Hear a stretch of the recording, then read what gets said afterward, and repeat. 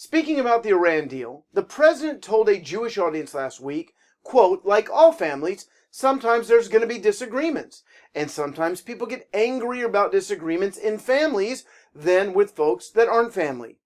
Hi, I'm Ron Cantor from Tiferet Yeshua Congregation right here in Tel Aviv. Stick around till the end and I'll send you a free book. He did it again. He simply is amazing when it comes to helping us ignorant folks to understand, to fathom the depths of his wisdom. The rift between the Obama administration and Israel is kind of like when you get in a sibling fight. It can get intense, words are said, but hey, it's your bro. He's brilliant. It reminds me actually of the time I told my wife, hey Ilana, I'm going on a trip for about a month. I've given a sex offender, Billy, keys to the house. He may come over, but really he means no harm. Boy, did we get into a fight. She just couldn't understand that he used to be a rapist. I told her, trust me on this one. So really, when the Obama administration has relentlessly criticized and attacked Netanyahu and Israel for the past 7 years, that was just a sibling rivalry. Let's get serious. Obama is so desperate to push the Iran deal through that at this point, I don't think there is anything that he won't say to get it through Congress.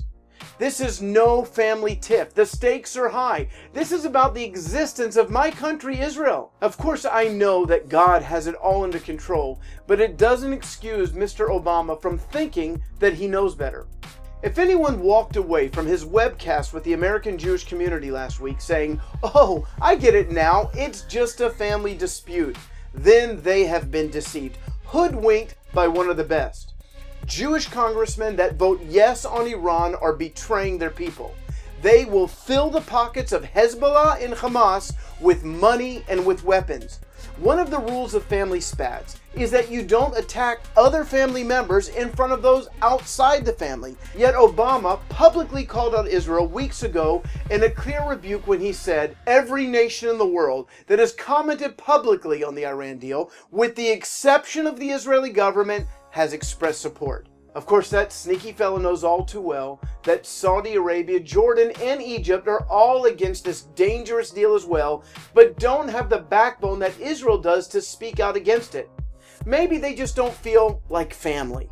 Friends, you cannot judge President Obama by his words. He must be judged by his actions, and his hostility towards Israel cannot be hidden.